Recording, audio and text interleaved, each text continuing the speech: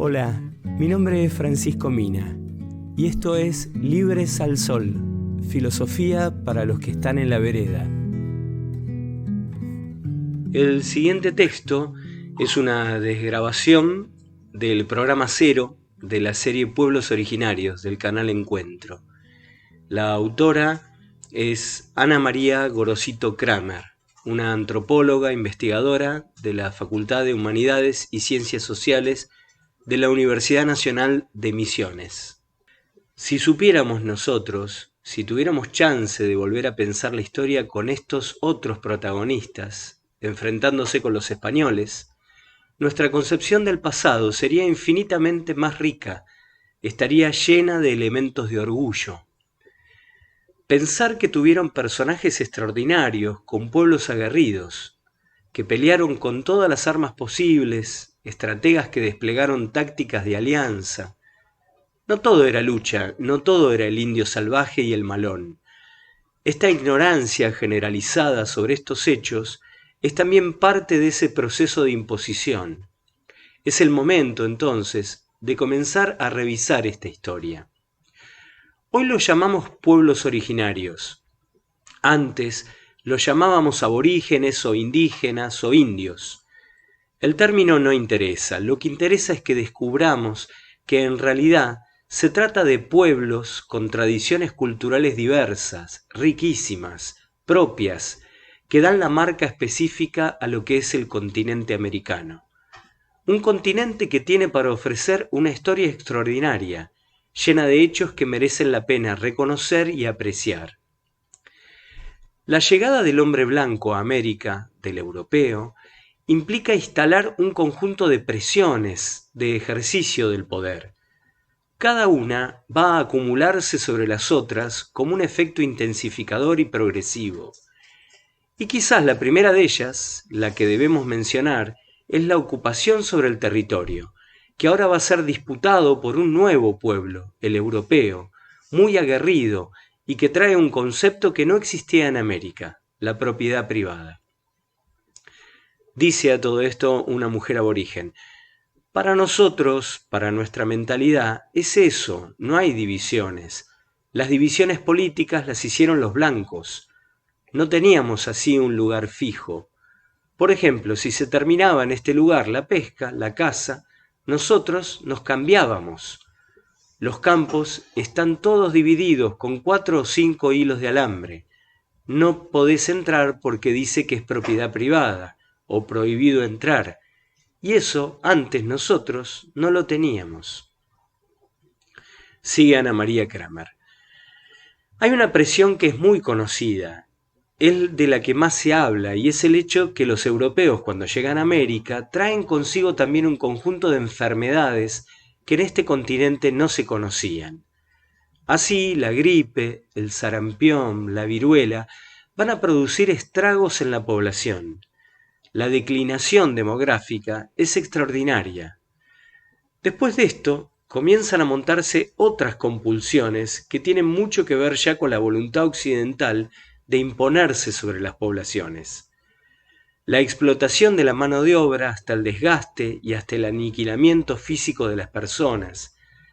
Entonces ustedes se van a encontrar con que en parte de América Española, por ejemplo, donde se hacía el cultivo para la comunidad, ahora ese cultivo tiene que ser para los españoles. ¿Quiénes imaginan que se van a quedar sin alimentos? Obviamente las comunidades indígenas.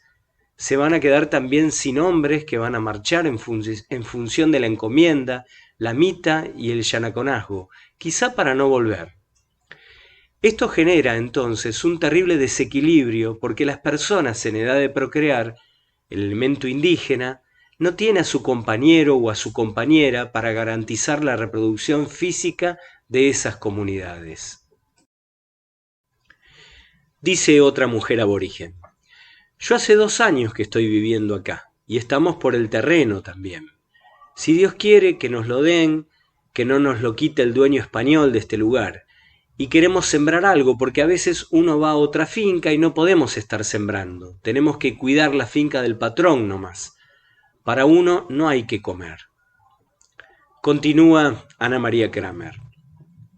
La declinación de la mano de obra indígena conduce a la necesidad de su reemplazo.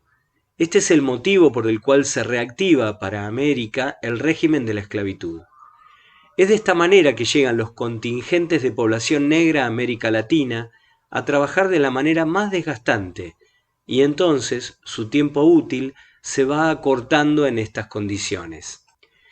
El indio es una creación europea. No había indios en América antes de su llegada. Había Namamiquiwara, Bororo, Cadubeo, Tapieté. Había una infinidad de pueblos, pero no indio. El indio es construido como una uniformidad, como una masa amorfa por el europeo. En la compulsión ideológica, ese cadubeo, ese namanquiwara, ese guaraní, comienza a pensarse como indio vacío de cultura, vacío de contenido, feo, holgazán, proclive al alcoholismo. Es decir, acepta para sí todos aquellos prejuicios con los cuales es condenado por la sociedad dominante europea. Durante el siglo XX, esa categoría tuvo un resultado inesperado para el dominador, y es que finalmente logró ser un horizonte de alianza, de lucha común de los pueblos indígenas que se reconocían con sus antiguas identidades, pero también reconocían la común situación que ligaba a los hoy nuevamente cadubeo, teneterá, guaraní, tapieté, indios luchando todos como tales contra la sociedad que los oprime. El largo proceso histórico de construcción de los centros urbanos no fue para nada tranquilo y manso. Los pueblos aborígenes no entregaron tan fácilmente el territorio. Opusieron lucha y resistencia, a veces durante decenios. Es decir, tenemos una magnífica historia ignorada, oculta, de una lucha extraordinaria de los pueblos nativos para la defensa de aquello que finalmente terminaron perdiendo. Finalmente, muchos de ellos fueron derrotados, la mayoría derrotados, y algunos incluso aniquilados, es decir, la destrucción física, el genocidio. Lo sorprendente es que entre finales del siglo XX y comienzos del siglo XXI estamos asistiendo a otra cosa, al renacimiento de aquellos pueblos que creíamos desaparecidos. No estaban desaparecidos. Ellos pueden decirnos hoy, estábamos invisibilizados. El poder que nos oprimía era tan grande que ni siquiera nos reconocíamos como lo que hoy sí tenemos, el deseo, la chance, la fuerza, el coraje de reconocernos. Pero ahora estamos en condiciones de mostrarnos nuevamente. Aquí estamos, estos somos, estas son nuestras tradiciones, y con toda nuestra dignidad queríamos nuevamente presentarnos y decir, somos nosotros, respétennos. Está bien, no somos puros, porque no somos puros, pero estamos. Sigue nuestra sangre corriendo, sigue nuestra sangre ona corriendo. Cuando en la Argentina celebramos el Día de la Tradición Nacional, lo hacemos a través de una figura que es el gaucho. El gaucho es el mestizo, digamos, el producto del encuentro entre españoles e indígenas. Rara vez ese encuentro se produce entre una mujer española y un hombre indígena, sino al revés. El mestizo es hijo de un encuentro generalmente violento, de la apropiación violenta del cuerpo de la mujer indígena por parte del hombre bárbaro español. Es el hijo de una violación, dice una mujer aborigen. Y bueno, cuando vinieron, llegaron y empezaron a matar, a recorrer lugares y mataron machi, mataron impí, mataron lonco. Lonco que luchó, que se paró a defender, bueno, los que tuvieron la suerte de defenderse, se defendieron, alcanzaron a salvarse, y de esa manera se salvó la gente. Mujer y hombre mataron, chico, chica, violaron también. Eso es lo más feo. Así como violaron, así llevaron, secuestrar sería, ¿no? Llevaron mujeres mapuches o chicos mapuches o chicas. ¿Para qué lo llevaron? No sé. En esta imposición del gaucho, continúa Ana María Kramer, como el paradigma de la tradición, hay dos cuestiones para desarrollar. Por un lado, una demanda urgente de revisar sobre qué base de violencia, de atropello, de barbarie, está construido ese paradigma. Por otro lado, Aquí hay una cuestión paradójica porque la figura del gaucho va a ser contradicha por una hipótesis del blanqueamiento que va a primar sobre la identidad de los argentinos. ¿Sobre qué bases ideológicas y políticas también va a ser construido el Estado Nacional?